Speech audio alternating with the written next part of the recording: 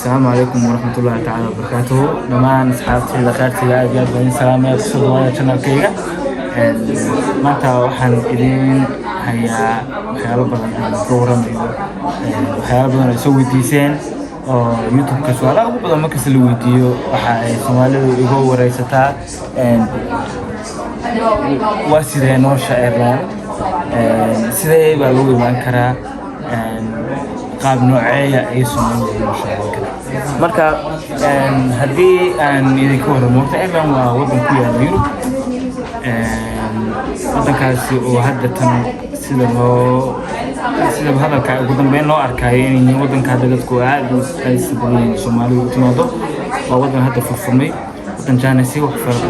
fiican yeeleen dhanka waxbarashada iyo dhanka shaqada iyo dhanka caafimaadka waxyaalo badan hadda aan isleeyahay Yurubta kale uu la fiican حتى سؤال شو هو رئيسنا كتشوف وقاب سيدا وكان لو إيمان كرا هذا كان حلو إيمان كرا قاب برشة قاب الحيسة يقاب عارف ماذا يقاب كلا توكل هذا دكان يوروب تكلا دكان هنا دكان شهان وشو رئيسنا هذه إنه هاي الصومالي سيدا ما نكون إيمان كرا الصومالي واحد كده سواح لي راهدو باسبور هذا Soomaaliga qaabka diblomaasi haduu yahay iyo mid shaqo haduu yahayba waa ku iman kartaa waxa kaliya ka xigtay in safaaradooda cod soo dabto waxa kale oo idiga waramaya dhanka waxbarashada wadanka kan waa qofka waxbarashada halkan u danaynayo yimaado uu ka soo codsan kara dhanka jaamacadaha iyo cod soo dirsan kara wuxuu kale oo ka soo dalban karaa oo kaleeto dhanka jaamaca safaaradaha iyo laftirkooda way jiraan sponsor bixiya waxa kale oo lagu iman karaa dhanka waxbarashada oo qofka kan wadanka kan imaanaya qof wadankan jooga familkiisa haduu jirana uu xareen kara hadii aan ka waramo dhanka kan caafimaadka wadankan caafimaadkiisu fiican yahay wadankan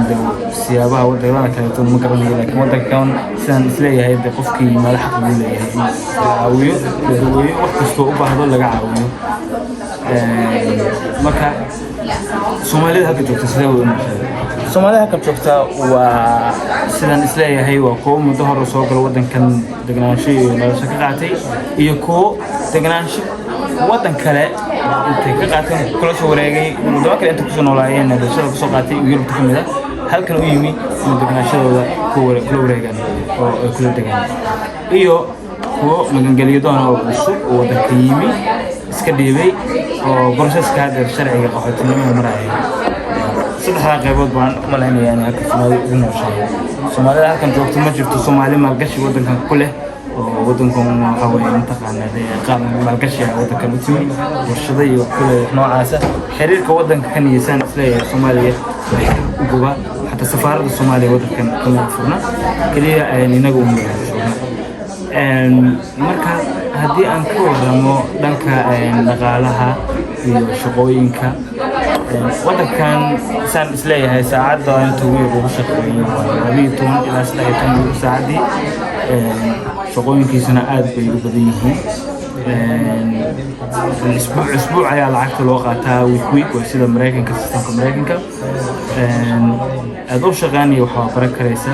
dawladana waxa ay ka caawin karto dhanka deegaanka kaleeto ka caawinaysa 80% iyo waxyaabo kale oo laga caawin karo hadii noqoto dhanka cayrta iyo waxyaabaha kale oo jiraan marka hadii aan idinka waramo processka wadanka kan in soo qaataa qofka sharci inta uu ka helay wadanka waxa lagu qaadan karaa ilaa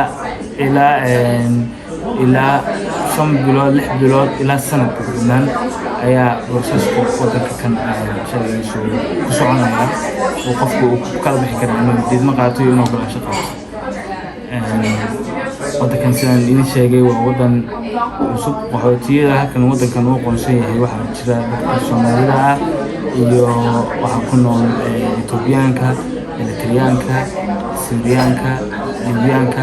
waxaa ku arkaysaa Algerian, South African, waxaa ku arkaysaa Congo, waxaa arkaysaa South Africa, South America dadka yimi, waxaa ku arkaysaa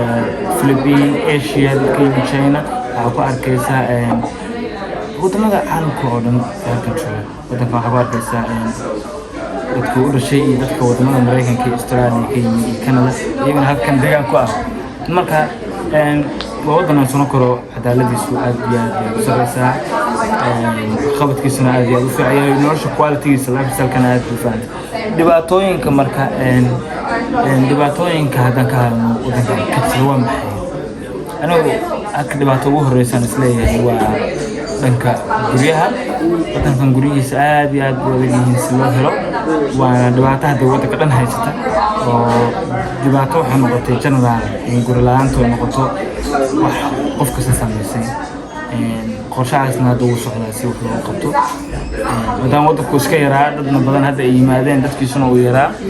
yani waa iska macquul dadku wax guri la'aantu guryuhu uu yaraanayaan. Ukraine waa jiraan dad ka yimi ilaa 200,000 oo ay dawladdu cadaysana qaadan doonto 50,000 qofna waa yimaadeen, iyadana culeyskana waa waxyaabaha keenaya inay ku sii siyaadaan. Marka waxyaabaha kaleeto aan isleeyahay Soomaalidu ay daneynayaan wadankan waxaa ka mid ah intaan idin sheegay baan u maleynayaa inay yihiin inta ugu muhiimsan. waxyaabaha kale haddii jiraan waan idin soo socodsiin doonaa. Kole wadankan waa wadan xilliyada ugu badan iska qabow iyo roob iyo baraf ka jiraan. Markasta waxa weeye jaakad baa la wataa. Jaakadda tan hadda meeshan ku fadhina, laakiin jaakadahan waaweynka waxay saaran yihiin dhirta oo hadhow aan sii xiranaynaa. waa wadan aan isron karo, hareerihiisu dhan bad baa ka saaran oo dhaxantu aad u badan tahay. Marka taa laftirkeeda inaad qorshaha kusii darsataan waa muhiim. wadankan waxaa ku badan sidan aad ku arkay ragga dumarku way ku yar yihiin. Soomaalida joogtana waxa weeye hadda ay bilow yihiin, waxaan u badan dadka wadamada kale ka yimi oo degnaanshaha ku qaatay. Marka wixii kaleeto oo warbaahina ama informationa dib ayaan kula soo socodsiinaya. Waxaan idinka codsanayaa inaad page-kayga follow siisaan, subscribe siisaan, like iyo share iyo comment isku dartaan. Please and please inta ku caawiya wixii kaleeto akhbaar ah oo idin soo siin doona. Peace and love.